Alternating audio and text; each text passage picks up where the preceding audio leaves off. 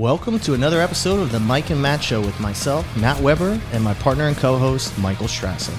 This podcast is designed to help provide insight into the world of real estate investing, entrepreneurship, personal development, and business. Please subscribe, follow, and like the Mike and Matt Show on all podcast platforms. You can listen and watch the show on our YouTube channel, Alpha Funding. Be ready to level up your life and be inspired by some of the most successful investors and business professionals in the game. You'll laugh, you'll learn, you might cry.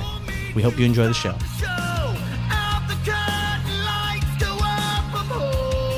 Welcome to another exciting episode of the Mike and Matt Show. Michael, my partner, my co-host, how are you doing today? I'm good. I'm happy to be here with you, Matt. Yeah, we have an exciting guest here on the show today, Raffaellina. Now, can I say Merlino? Yeah. Is that okay? Yeah. Fantastic. Good to see you. Hello. It has been such a long time, and I know, Mike, you're like, it hasn't been that long of a time, but I think it really does feel like a long time because I was in Portugal for a good amount of time this past month, and I don't know, I feel like time... Well, the people watching and listening have no idea how long it's been. Well, I'm going to tell them that it's been about a month or so, and we haven't had some episodes, and now we have Raffaellina here on the show. We spent an amazing time in Portugal. We have our good friends, Gabe and Amanda, who just recently got married. You actually were the officiant for the wedding. I know. My first time ever officiating. That was huge. You did an amazing job. Thank you. I got some good feedback, which I'm excited about. I'm like, should this be a thing? Like, is this what I'm like, I'm going to officiate weddings in beautiful places? So where'd you get your license?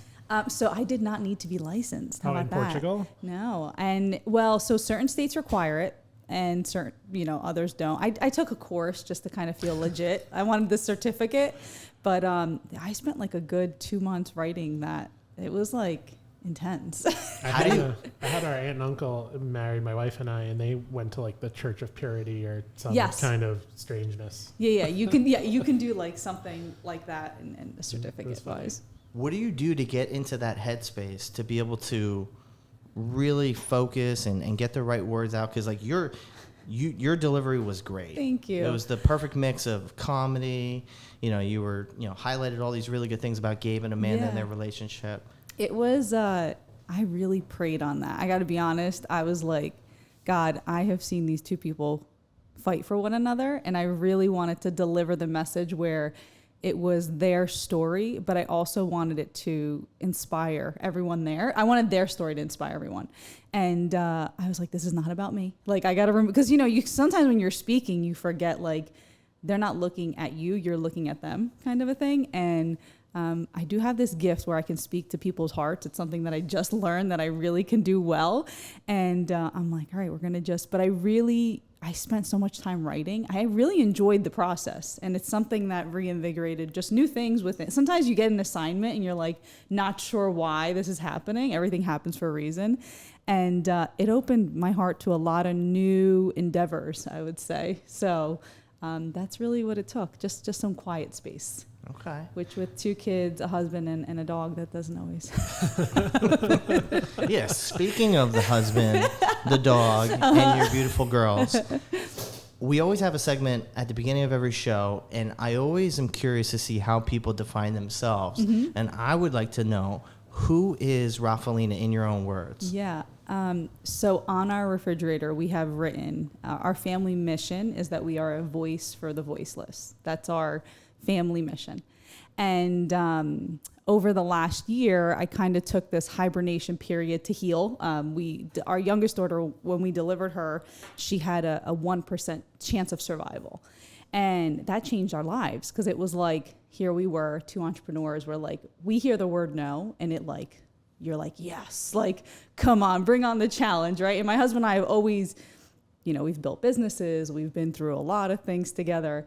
And when we hear the word no, we're like, yeah, that's fine. We hear yes. So like, that's why you might say no, but when it happens with doctors, right? And you're like hearing the facts and the fear starts creeping up, and you're like, where am I going to get the strength to pursue this, right? I've been able to overcome a lot of challenges in business, but when it comes to things like this, you're like, I don't know, man. And so it's got to come from a higher power, right? And so being a voice for the voiceless has been sort of the thing for me where I have been able to open my heart to where my gifts can be used in ways that I never imagined in my life, right? And so it's so funny. If you asked me that question prior to my daughter being born, I would have given you my elevator pitch, right? And then I realized, like, that's a great part of me, but there's so much more.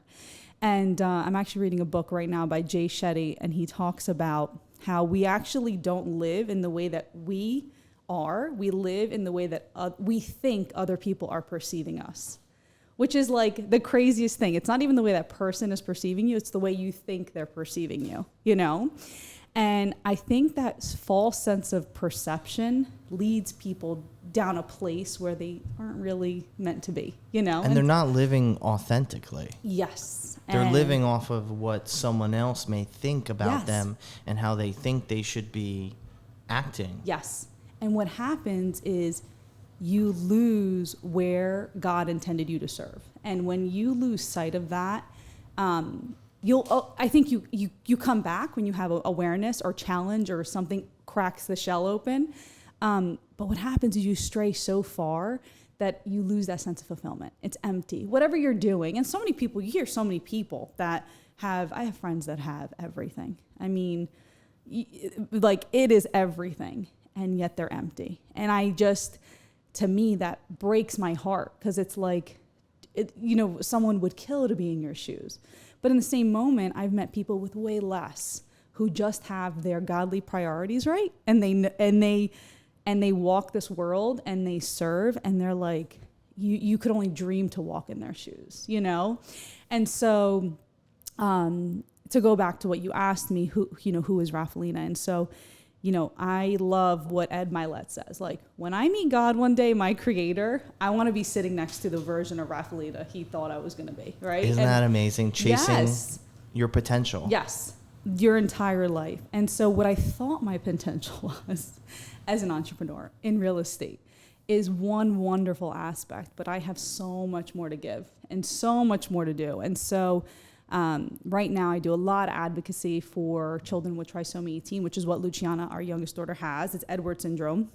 And basically in textbooks over the last 10 years, next to that, they would just say, basically, like, terminate pregnancy. And what's so crazy about that is that we were actually, this is in the year 2024, we were given that information, like, hey, just don't even bother, this is not worth. And I'm like, okay, that cannot be the answer, right?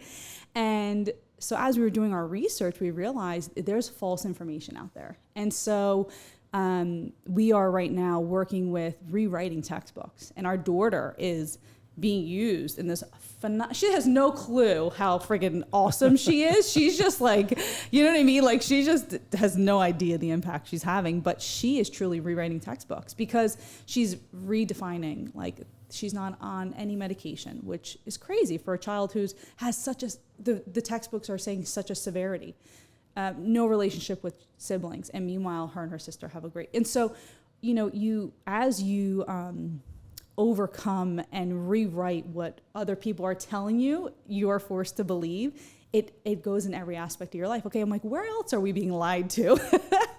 In what other aspects in healthcare? And so it's opened us up to a phenomenal world of the elite in healthcare and the awareness in healthcare and understanding the beauty of healing yourself. And it's an amazing journey. What's your other daughter's name? Yeah, Avia, and she's going to be 5 on the 17th of August. I know. I'm like, I'm not okay about that. I'm like, I'm having a tough That's time. got to be incredible, having her see this journey that your other daughter has been on. Yeah. And just seeing all these things happening. And then I can't wait to see what she looks like when, she's an adult she's going to just take on the world. Yeah, it's amazing. We actually are starting to see her walk in this space of, really being so understanding.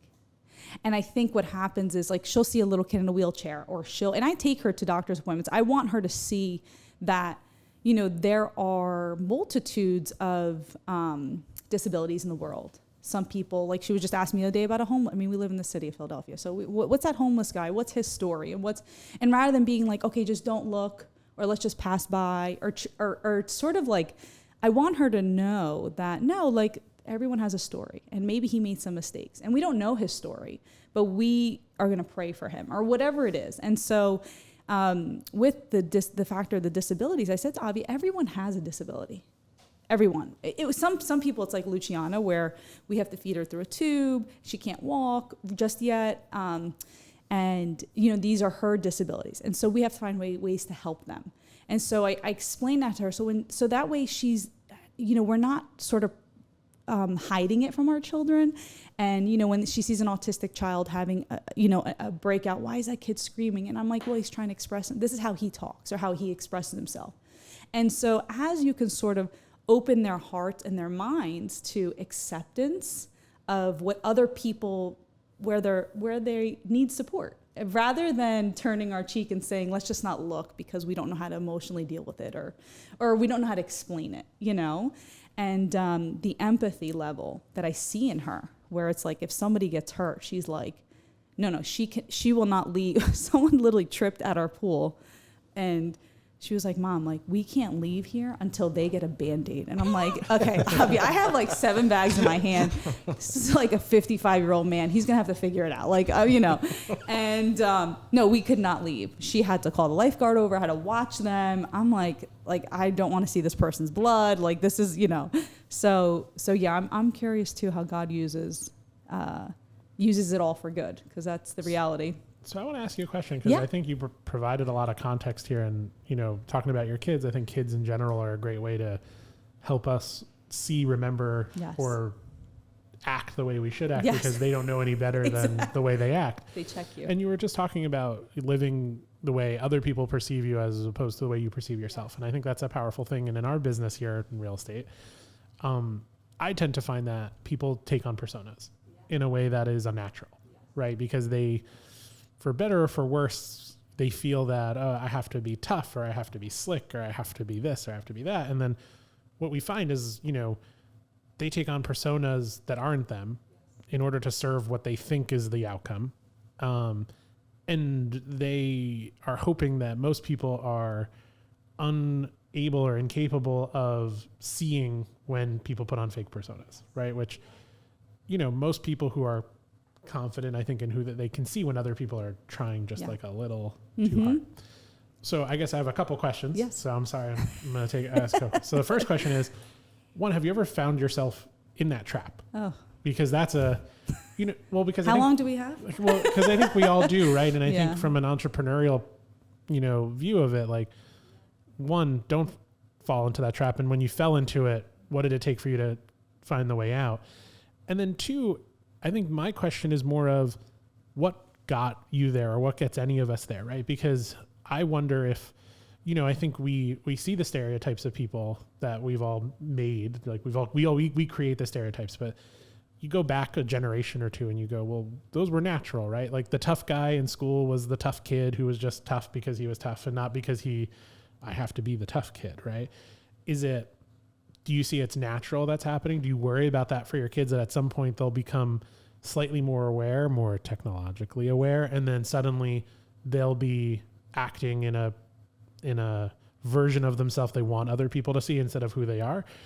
Where do you see that? And it's interesting because you have kids, you now have a very different prism that you get to see it. You get to look at yourself, and then you get to look at them, and I imagine you're trying to figure out, well, I'm trying to stay true to who I am, but how do I not let my children fall into that trap? Yeah. And the answer to, I think, to both of those questions are not just for children. Yeah. They're for adults, right? How do we not fall into the trap of being unauthentic to just our natural personality? Yeah. I when I started in real estate, and this is such a great question you're asking, because it's, when I first started, it was like I had just come out of the high luxury fashion industry. So you can imagine the false sense of persona, not just in the leadership, but in clients. So they're buying these products to typically cover up for pain, or, or to show something more, to feel like they have to be in order to be someone, they have to wear something, right? And so everyone's looking to be someone, and everyone's looking to, show the world on social media or whatever it may be that they are significant. And I think what happens is we've lost that sense of significance in the way we serve. We're so concerned with how we are perceived that we forget that that's not really what's important. It's not important what someone thinks of us. What's important is who we are serving and how we are serving and what we are providing in value. And I think social media obviously has had a huge impact on that, because you can be anybody, right? As long as you're getting likes and follows, you can rent a private jet and sit on it and say it's yours, and who's gonna, you know what I'm saying? And so do you start to believe it's like being an actor, and some of them actually go so far into their role that they like dress like them, they talk like them, and it actually has a psychological impact on them. And I was listening to a podcast from Joe Disperanza with him and Ed Milet, and he talks about that your emotion can become your personality. So if you do something for long enough, your brain actually wires it to believe whatever you're doing. And so there's two parts to this. When, coming from high luxury fashion and going into the real estate world, I felt like who I wasn't enough because I didn't know enough about real estate. So I had to kind of come in and be like, I'm this woman, and I'm gonna take over the Philadelphia real estate market, and I'm a developer, and trying to prove. And what happens is we go so far to proving something to people that may not even care who you are, really, that you lose why you're even doing it. Like, what's the purpose? And from the beginning, the reason I got into real estate was my husband's passion for building wealth became contagious. Like when I met him, I just saw this drive that was so attractive to me, because it was like, he didn't want to do it for himself. He was like, I want to do this so that, I can create something different for my children. I can have more time with them. I can, teach them. Like, he didn't get to have that. Neither did I. Our parents were working all the time. So he's like, how do we do this so that our kids can experience us and have time with us, right? And so that's what drove me to real estate. And then to lose that was more of, I got so caught up in, branding who Raffeallina had to be in order to succeed. And I ended up partnering with somebody through that partnership fell through, and we built a great business together, and it was truly a false sense of self, because I went so far into the realtor. That's never what I intended. I always wanted to stay in sort of the community development, real estate investing, and development space. And to go back to with the children, I think, I love the fact that some families aren't allowing their kids on social media until college, because their, brain cannot handle what's on social media. And I think when you're being judged on you're on how you look and what you're doing, and to see individuals fall into this trap that in order to be something the world has got to tell us we have to check these certain boxes. And I think sometimes, like, taking that time away from all of that, which has been my last year of my life, has been like stepping back to kind of understanding really what's important. And once you have your values set and you're walking forward with those values, I feel like it's easier to repel off that need to like drive from the ego, and, the ego is etching God out, right? And so the minute you lose sight of who God truly created you to be, you start to create that person based on these insecurities. And it can happen quickly, it can happen rather quickly. And so I'm still in that journey of, where I'm like, what is the world going to think that I'm not producing in the same way that I was as a realtor, right? Because now I'm in consulting, and I consult realtors, and I connect them with clients, and it's more of like I'm sort of the liaison between that, as opposed to really delivering that. So do you feel like you make better decisions now? And that's yeah. I don't mean it in like I made bad decisions before. Yeah. I mean it more like, well, no, I do think better is the right word. And I'll try to explain it. Yeah. I don't mean bad decisions like, I have an alcohol problem. No, I mean more just like a decision of, I think when you're in that zone, and, I bring it up just because it's the entrepreneurial problem. Yeah, process, right? yeah. When you're in that zone, you start making decisions that fit your persona. Yeah. And then those decisions aren't always the best in multiple senses. Yeah. It's not always the most profitable decision. Yeah. It's not always the most long-term decision. It's Yeah. not the always most business savvy decision. So now that you're like, okay, I'm going to shed the persona that wasn't quite what it was. Yeah. Do you find that you're making better, more thoughtful, determined, deeper decisions that not just affect the moment, but Yeah. you're like, I'm going to make this decision I'm going to make is going to affect the next 20 decisions in this chain. Yeah. And you were just saying, like, people, you're that worry of, are you producing, but you might not be producing what you saw, but those decisions that you're making now, are they producing for you the outcomes? Because you just said it, it's the difference between, am I producing an outcome for other people that they see as valuable, or am I producing an outcome for myself that's valuable? You just said spending time with your kids, being at home, consulting other people.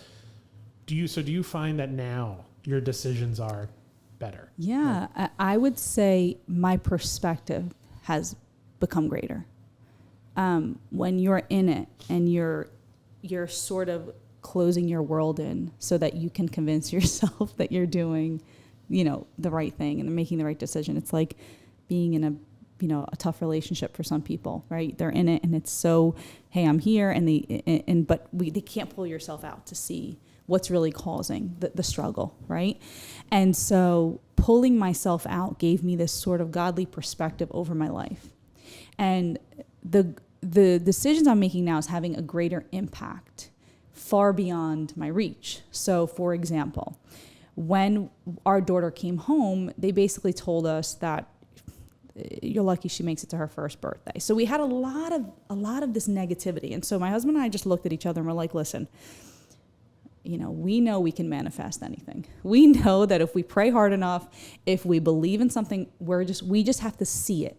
Okay. So in order to see it and believe it, you got to sort of shut out the world. And so we made this decision. And so we took our daughter on this holistic journey. Now, mind you, doctors are telling us you're crazy, blah, blah, blah. And so, for example, we do a blenderized feed diet for her, this and that. Now, this requires a lot of time on me. I have to do the research, calorically, have to cook the food, blend the food, all this stuff. And so I really had to take this on and say, okay, I'm not going to invest my time on focusing on these other areas that don't really matter, focusing on what my production is, but what is my impact? And now seeing our daughter flourish, she's going to be 3 in November, and seeing her flourish through this holistic care required a lot of time from me, right? So my decisions allowed me to understand where my time needed to be. Now, in terms of profitability and the growth of our assets and our wealth, we've grown exponentially over the last 2.5 years because of our focus, right? Rather than running around ragged, trying to serve everything and trying to be everything to everyone, I made a very distinct decision. These are my priorities, right? It's, God, family, vocation. This is it. There is no, and no one's going to get in the way of that. And if it doesn't work for someone, they just fall off.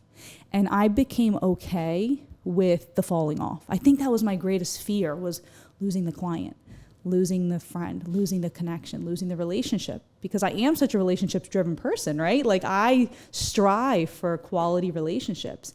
And to see those things fall off and become okay and not resent that person, but actually be, I actually think of my ex-business partner and I truly wish her well.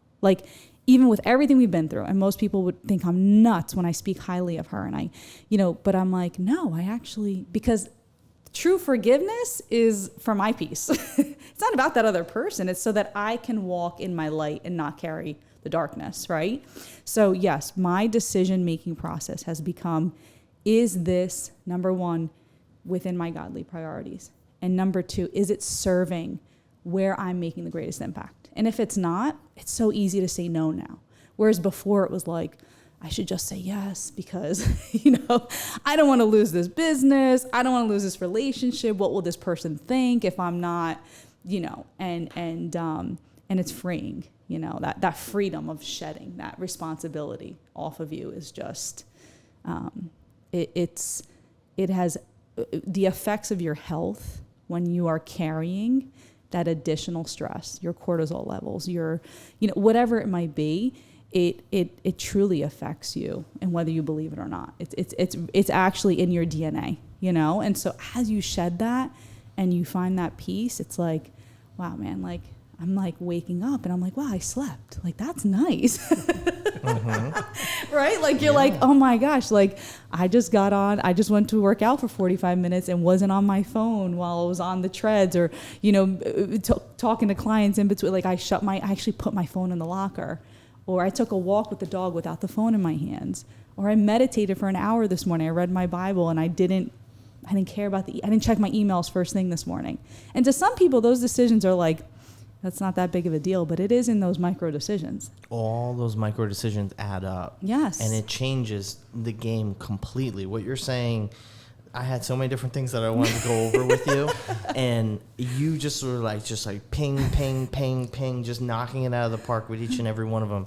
Like, one of the questions was, what do you enjoy most about real estate? And I could imagine what those what those answers would be. And then what do you dislike the least about real estate? And you hit it right on the head. And, you know, the things that you're teaching your daughter about being kind and having that grace and just understanding. Yeah. And just the whole concept of freeing. And I think so many people can probably take away so much from what you just said the last 10 minutes. So if you can, just go 10 minutes back and re-listen to all of what you just said, because every time I hear Raffeallina, you know, you inspire me. Thank you. And a lot of it is like what you're saying, going back to your core values, which is to serve others. Yeah. And I think a lot of people are just misguided. They have these beliefs in their head.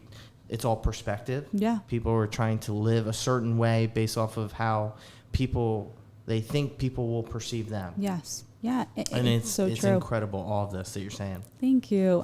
And you know what? I think the greatest thing that I can take away is, like, you know, on your toughest day, like in real estate, like worst deal, a lawsuit, whatever it might be, and you think about life in this way, if you draw a line and you just create one little dot, like literally just take your pen and make a dot, and like you think of eternity, like that's what we're living right now, the dot, like that little friggin' dot. And like, I think sometimes we get so caught up in this dot that we forget that, like, dude, you have so much more.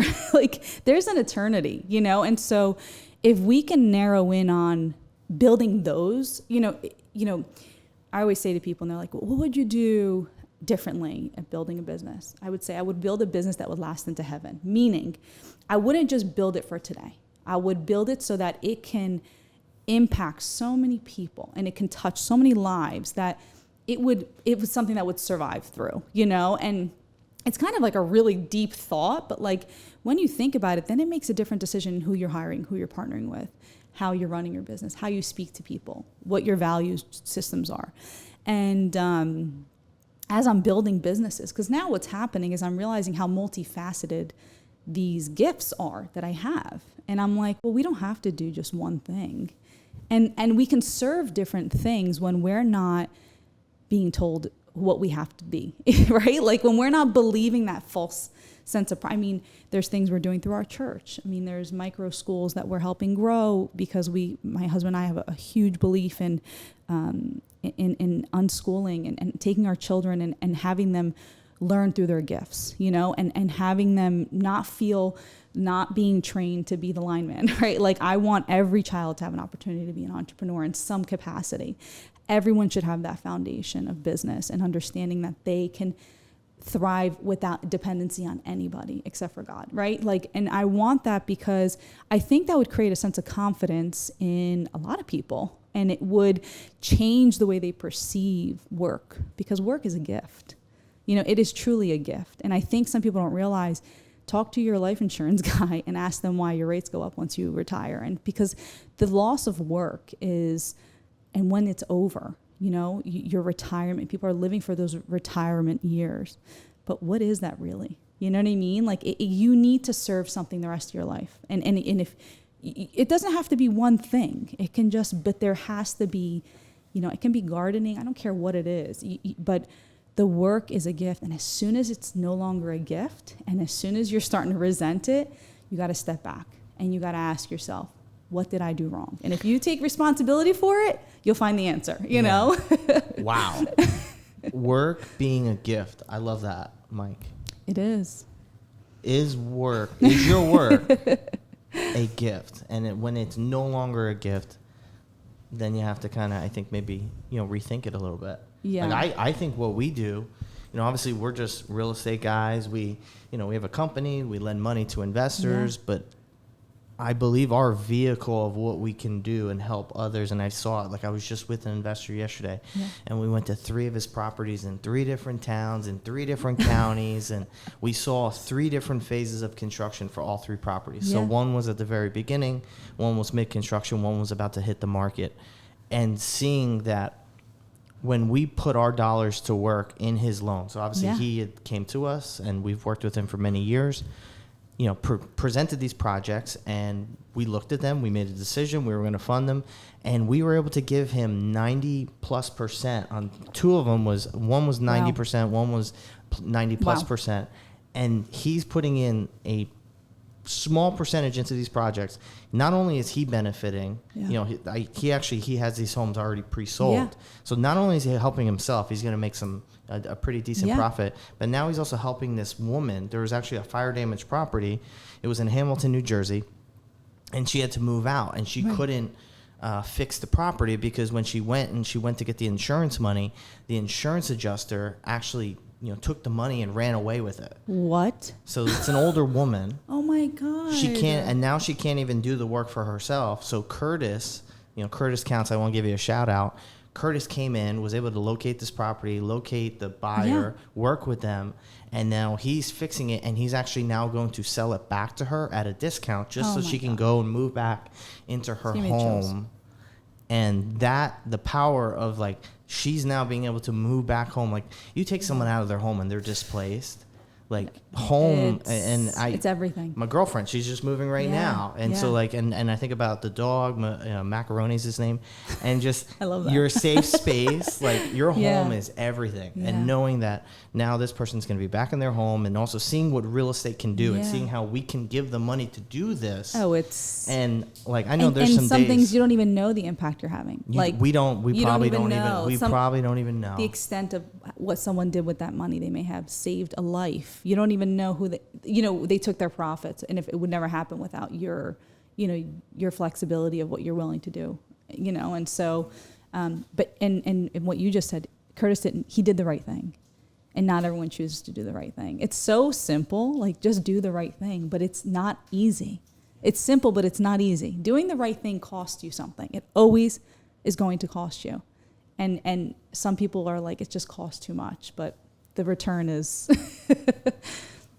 So work being a gift, I love it. Like every day I wake up, I'm pumped to go and do what we do. And, it's important if you're a listener, knowing that the work that we're doing, work doesn't have to be a bad thing. Yeah. Obviously work, you're looking at it from a perspective of service. Yes. And what are you serving, and your purpose, your greater purpose, and, making sure that gift, that work is a gift. And if it's not, maybe you got to sit down and you figure it out. You got to sit down, maybe have a conversation with Raffaellina. Yes, I charge. So tell me more. I want to hear more about your real estate. So you were working in high fashion. Yeah. You got a degree in hospitality management, and you get into real estate. Yeah. Now obviously we went through your kind of metamorphosis, how you've evolved. But real estate, just give us a little bit about how you got into real estate. So Anthony and I, we got married. We were, at the time, we were buying single-family homes to buy and hold. And at that time in Philadelphia, we were in a market where new construction was just booming. I mean, it was insane. And so we found an opportunity. We purchased a few lots over at the sheriff's sale, and we were like, we're doing ground up construction. Like, and Anthony is, he has the foundation that his value is construction, right? And so we took out a very large loan very early on. And I was there on that property every single day to learn. I wanted to know exactly how to build these city homes the right way. And we always do. Him and I are very when he's building, it's like meticulous. Like his budgets, he's like down to the penny. He always does Anthony does the right thing behind the walls, like in excess, that you're like, even like his like HVAC electric, like the subs are like Anthony, that's too much, like too much. And he's like, don't worry about it. Just you do the right thing. And so I was designing these homes, and just through, osmosis of being around other builders, I started to get people asking me, hey, can you come over and just pick out tile and this and that? And I'm like, listen, I have like a ton of buyers from this house. Do you mind if and we just started doing favors. And then I'm like, wait a second, I'm leaving a lot of money on the table here. Like I got my real estate license, and I really got it just to help our real estate friends. And then that just turned into, I became like this new construction queen in Philly. And I was like,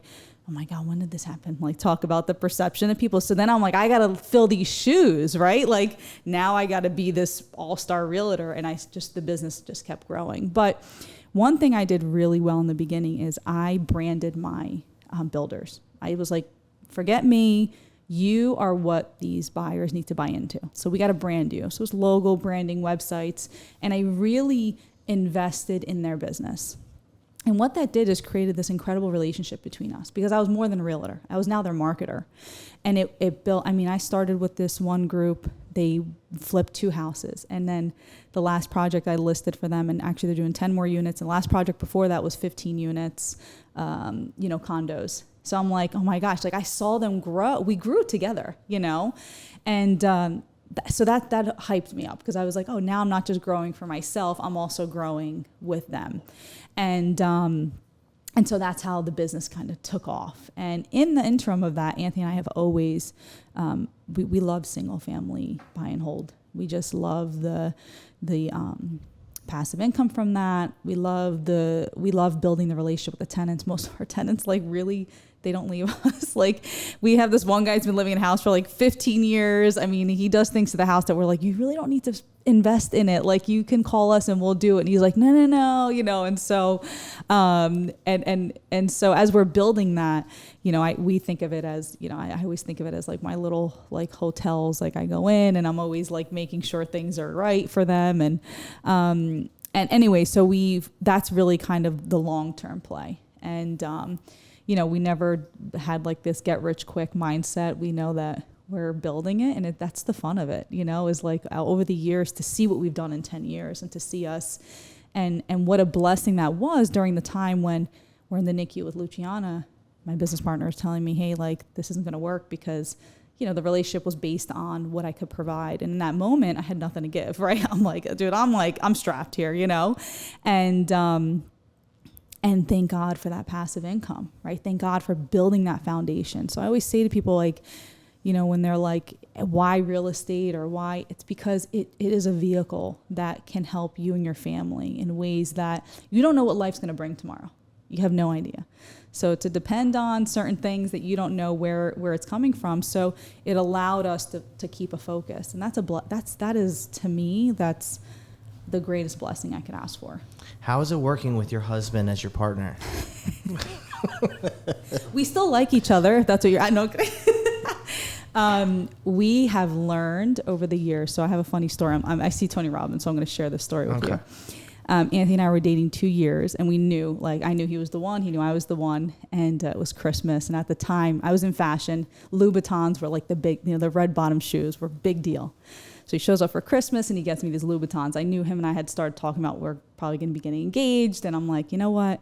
I'm going to return these shoes. And I bought us 2 tickets to Tony Robbins. Unleash the Power Within. This was a big deal, man. I was standing. The lady's trying to take the shoes, and I'm like, "You can't have my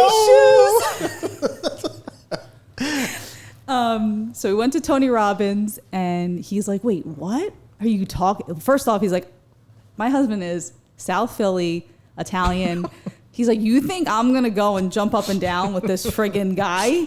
I'm like, "You're gonna really love it, And he said, all right, I'll do it. So we went and we showed up there. And, the thing about anything that you do, like, don't get caught up in the rah-rah. There's too much of too much, right? But what it did is it cleared the way for our values. Like, I'm like, dude, before we take a step, I need to make sure that you and I are aligned here. Like, what's our footprint? Like, what are we? And we left that and we just created our blueprint. Like, that was our life blueprint, right? And so we knew we were going to be working together. So I moved to Philly, we're doing this. And early on, we were kind of stepping on each other's toes, right? Like, And we started to see the friction.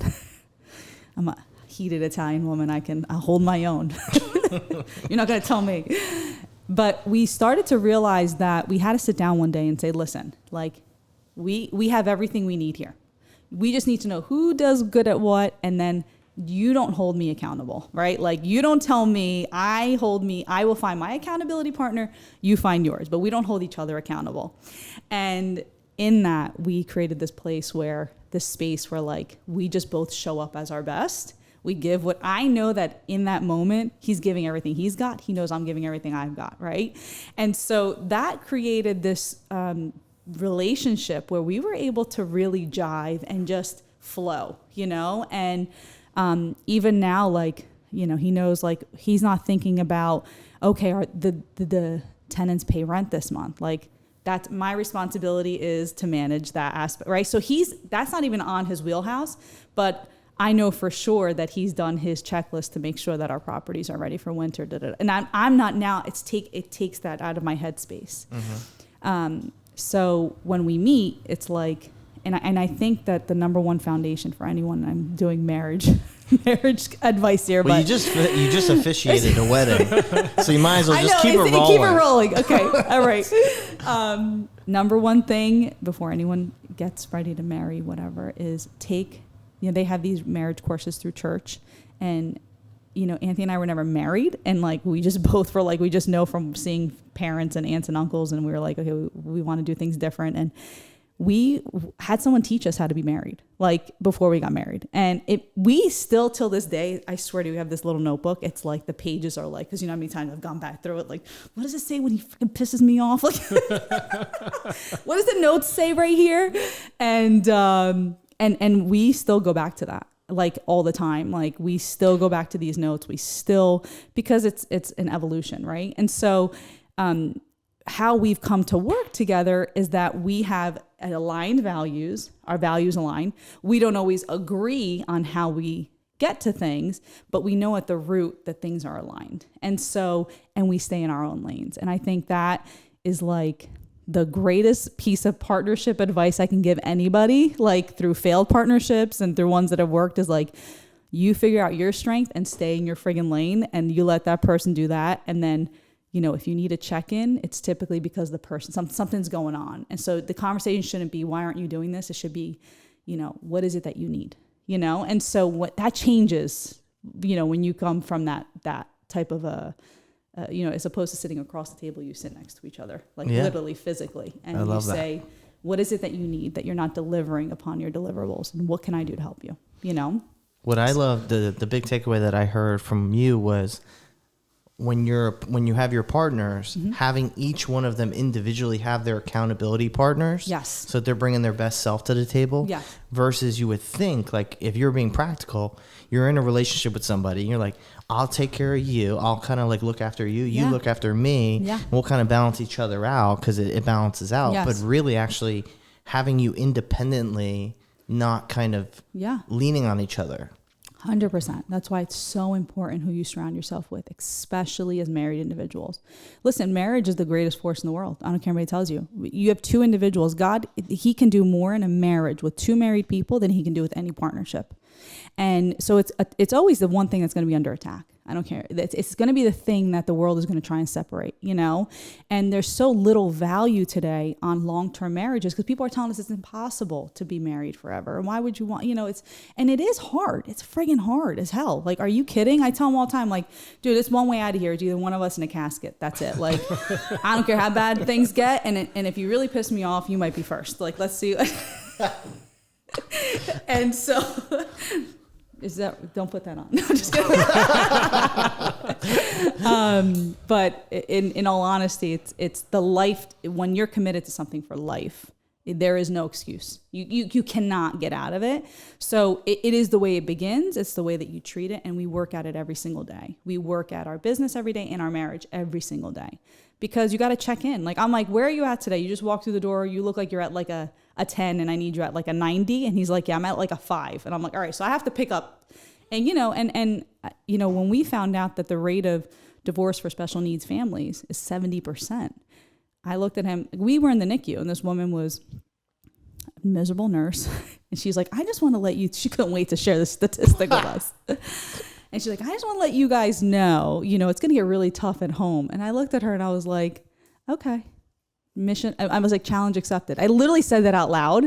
And she like gave me this look, like she wanted me to be like, I'm like, listen, lady, I'm like, okay, like, that's fine. Like, I'll accept that challenge. Like, I know, thank you for letting me know what's coming, because it's additional pressures within. So now it's like, isn't that amazing? I was actually watching a video last night, scrolling mindlessly on social media like we all do. Yes, I know. And I love when there's haters or doubters or people that are just, they're unhappy. And then because of that, they want to just project it. And it's just, they can't wait to just throw something out at you. It's amazing how, it's amazing that when you're thriving and you see people that you even thought were like on your side. That, like family members. Yes. Friends. Yes. But then you also start to realize how important it is to be a light for good. Because, even with those people, and I always say, even people who've wished me bad, like, and I've had some tough things in that. And I have to tell you the truth, I would never wish bad back. You know what I'm saying? Like if you send, because what you send out to the world, you get back 100 times. I always say that. Whatever you put out comes back 100 times. So even and it's so true. Like I swear, like, it's like what it says in the Bible, like they smack you here, turn the cheek, and there's a reason for that. It's not about that person. It's about you, And so we've had so many things that have gone on over the last few years where I've just kind of had to say to myself, okay, this person isn't speaking from light. They're speaking from pain.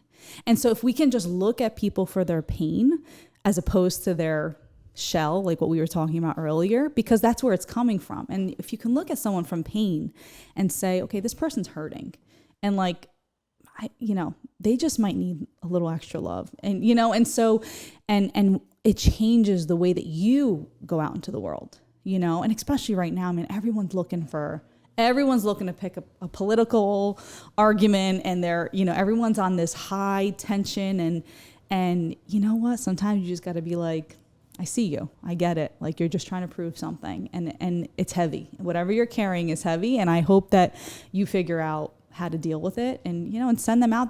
Sometimes I literally just send out a quick prayer. I'm like, God, like you got to help that one. Yeah. Some issues on that. That guy needs some help. And it goes back to the grace and the kindness and the understanding and all the things you said in the way beginning. Were you always like this? Like, I know that obviously the last couple of years with your daughter, it's definitely changed you. Yeah. Just the way you look at things perspective-wise. But have you always had this type of a mindset? Like, what was the young Raffeallina, high school, college? Yeah. So, I was raised by immigrant Italian families. So we only believed in sacrifice our whole lives. My parents, we owned pizzerias. I've been working in a pizzeria since I was like 8 years old. So you want to give it a shout out? Enzo's Pizza in Bud Lake. So good. No, I'm not kidding. Like I actually make my dad bring the dough, the sauce and the cheese, and I freeze it in my freezer. That's how amazing. Like it's no one else's pizza as good as that. And so being raised in that environment of entrepreneurship and sacrifice, I saw what it was like to serve your family unit.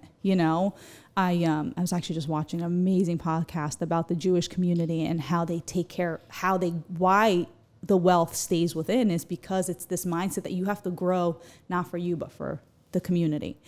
And so I was raised in that, like aunts, uncles, blah blah blah. Everyone was in it.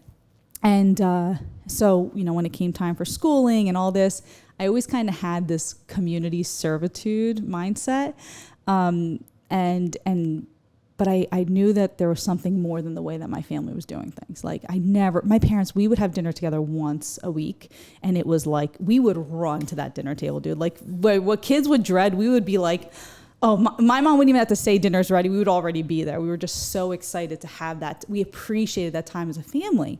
And so I think about how impactful it was that, I always understood that don't take anything for granted. Don't take any, you know what I'm saying? Like my parents were not dropping you off at sports. You looked out in the audience and your parents weren't there. So we knew what it was like to really sacrifice as young kids, So walking into my adulthood, there were years where I felt like I needed to be selfish in order to regain some of that. I needed to be self-centered, and I needed to, sort of, and it really wasn't until I met my husband where I realized, like, hey, like, I have a lot of great values within me. I just have to bring it back to the surface.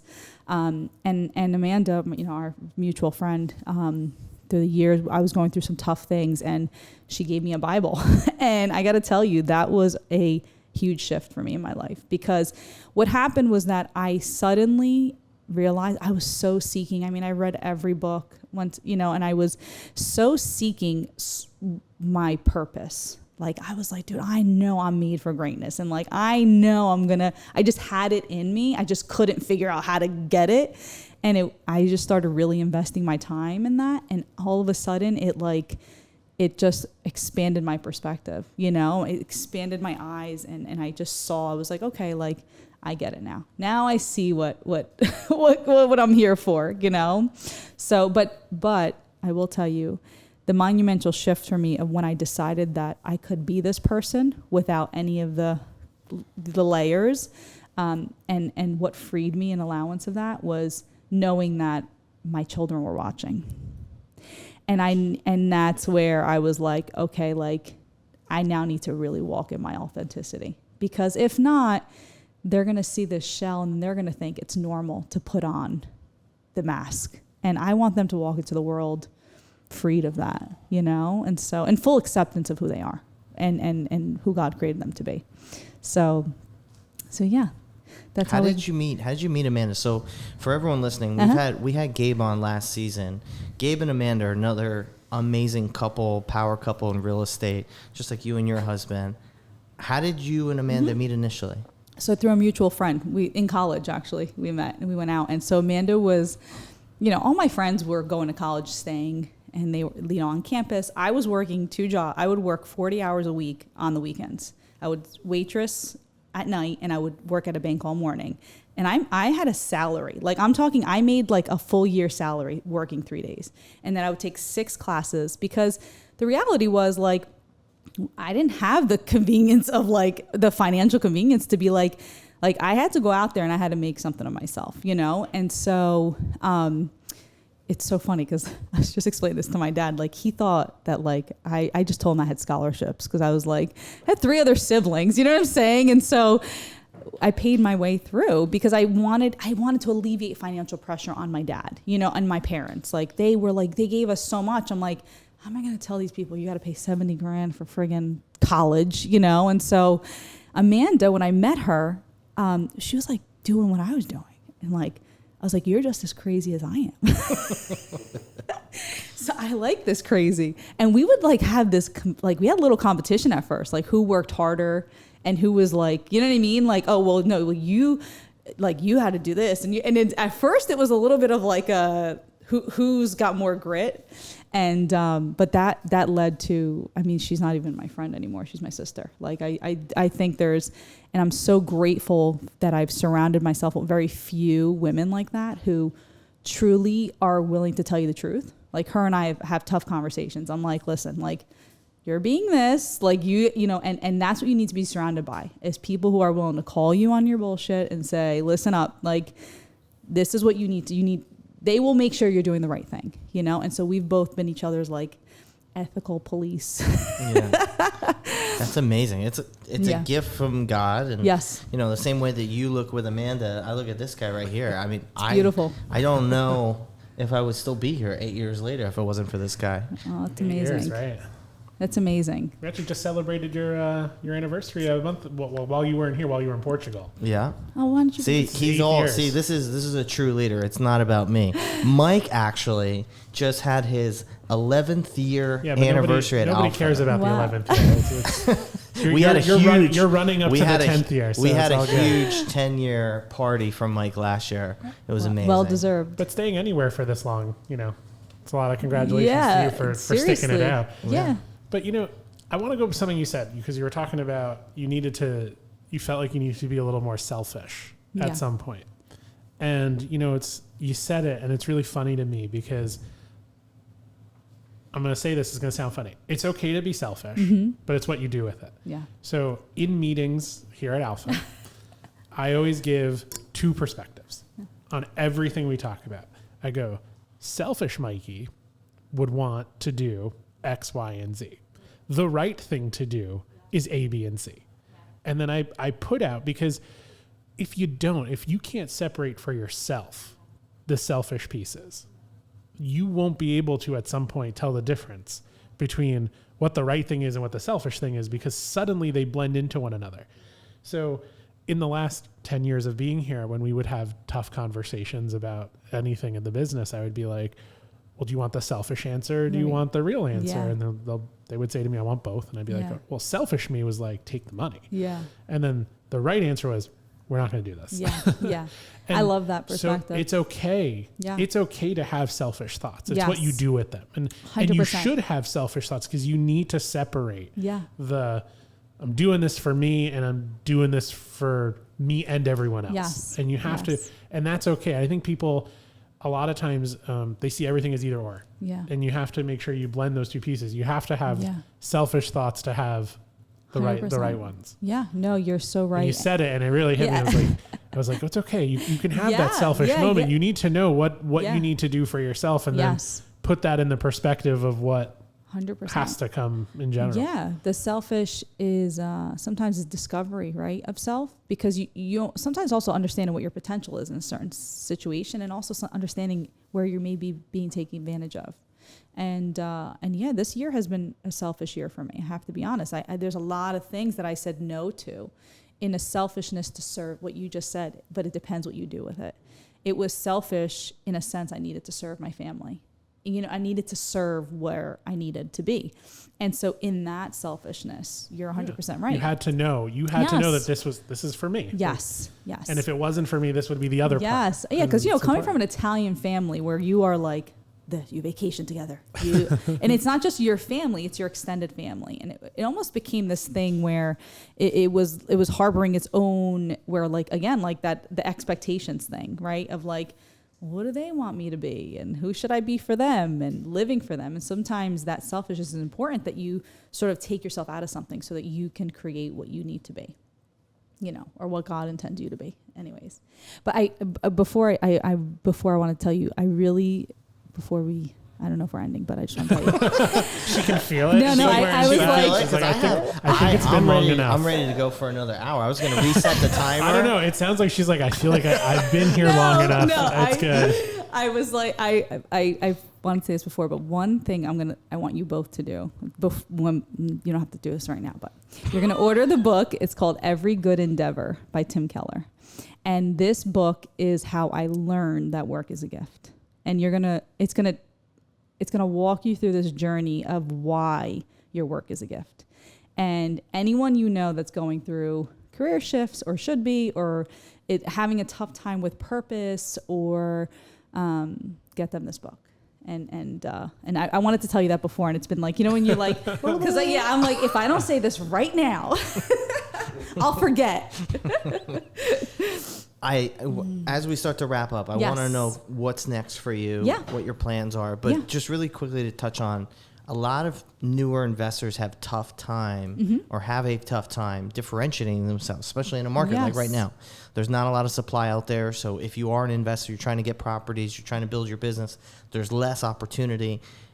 What would you suggest? Because you've always been outstanding at marketing. Thank you. What would you, like for a newer investor and you were coaching them, what would you tell them? So I think the first thing any investor has to do is understand where their value is, right? And understand this is the beauty of real estate. I mean, you could be in so many different aspects. Yeah, you could be staging a house. You could be... Oh my gosh. Yeah.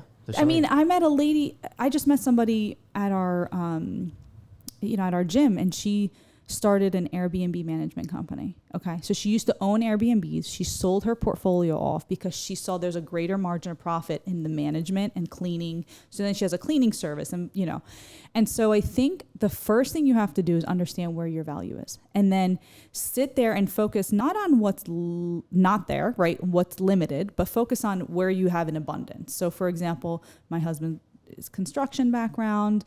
For me, it was the marketing, the sales, And then we needed to add people to our team. And so I always say, focus on that first. What are you going to deliver with your value? And then start to build the people around you as if you already have it. As if you're already, even if you're new, it doesn't matter. Like, reach out to the alpha funding. If you don't have the private money lender, you don't have the W-2 to get the financing, start to build a relationship with them and start to understand what you're going to need. And then seek the opportunities that are there, not what everyone is chasing. I mean, it could, open your eyes to other markets. Like, maybe it's not in your backyard. Maybe it's somewhere else. And also educate yourself. Listen to it's free, Bigger Pockets podcast. Listen to, go to your local real estate networking events.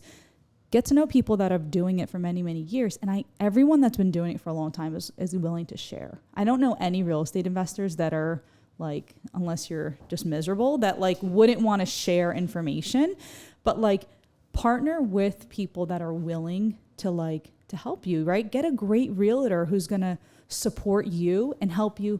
Most of your realtors have subs.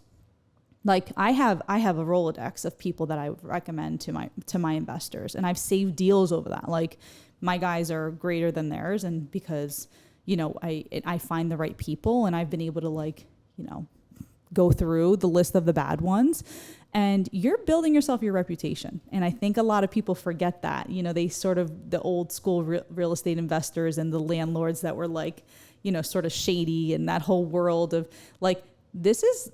I always say the one area that I'm in, to go into what's next, you're seeing the worlds of the trades being totally they're being disrupted. And I see it because people are no longer, let's face it, I will hire an electrician who shows up at my house and has a sense of professionalism, maybe showing up on an iPad, sends me a quote as soon as he leaves, as opposed to waiting for your mom and pop shop who doesn't send it for 2 weeks. You got to call him. Hey, did you forget about me? I'm trying to run it. My sister's doing a basement project.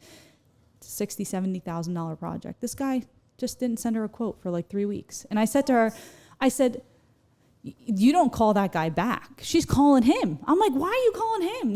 No. You got to go and you got to find someone. And so, so that to me, what's next for us is to disrupt that market. So we're looking at opportunities right now. We're buying up, electrical companies, and cause my husband's an electrician by trade, and making it where we're turning it into a real business and a service where it's honest.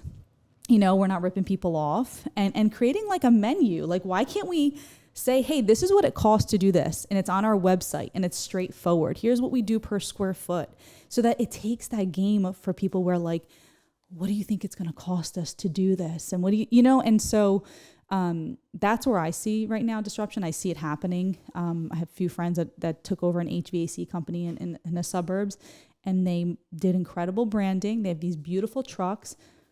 In their business just grew 300%, because it's honest, reliable.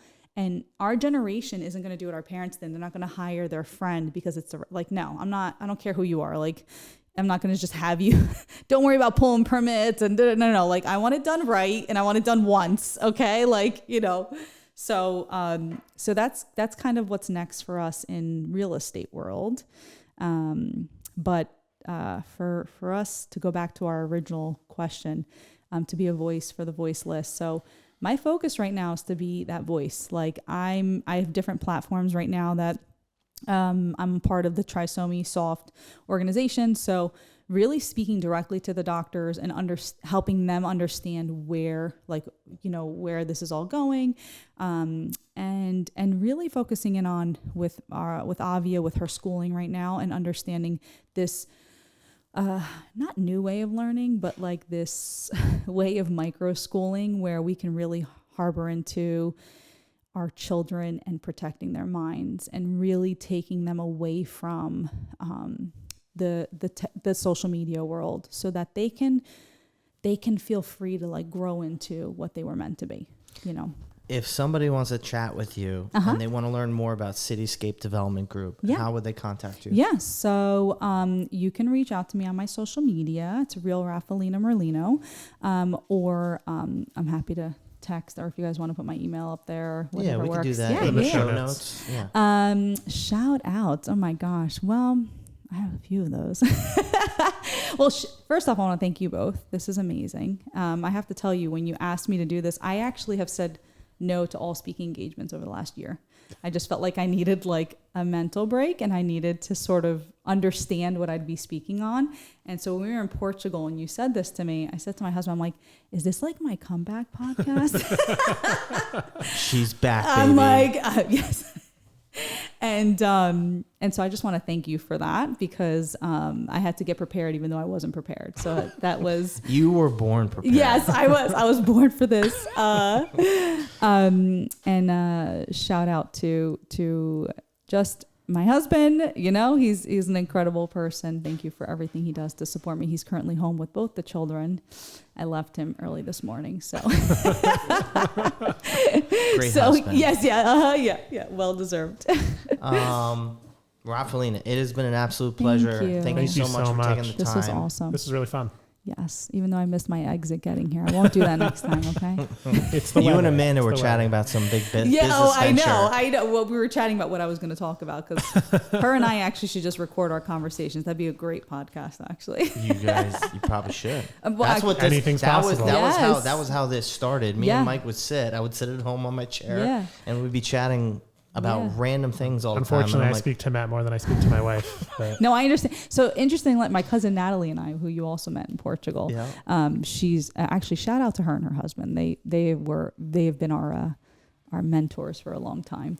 Her and I were talking about this. Because we get into just some conversations that are so deep and they're so impactful in our lives that we're always like, oh my God, don't you think like 50 other people who should hear this? And so we're like, we're just going to start recording these, and then we're going to archive them, and like, we don't know what we're going to do with them just yet. So we'll see. You might be featured on our podcast. How about Love that? Yeah, Love it would it. be our pleasure. Well, Raffeallina, get home safe. Thank you Yes, so much please. for coming Don't on miss your here exit. today. Don't No, miss your I exit will on the way not. back. I will not. And I had the GPS on, so that's even more embarrassing. That's when you know it's a good conversation. Yeah, I know. When you're just completely distracted. You're like, I know. You're like inspired. You just keep going and going. All right. Thank Thank you, everyone. Thank you so much. Mike, Thank my you. man. Another great Matt. episode. Yes. Good Thank being you here. for another episode of the Mike and Matt Show, and we'll talk to you soon. Thank you for listening to another episode of the Mike and Matt Show. We hope you enjoyed the episode. Please subscribe, follow, like, and comment on whatever podcast platform you listen to all of your favorite podcasts. If you have a guest that you would like to see on the show, or have a topic that you would like to hear covered, please email us at podcast@alphafunding.com. Again, I'm your host, Matt Weber, and my partner, Michael Strasser. Be the best version of yourself and take action. Life is meant to be explored. Be great, friends.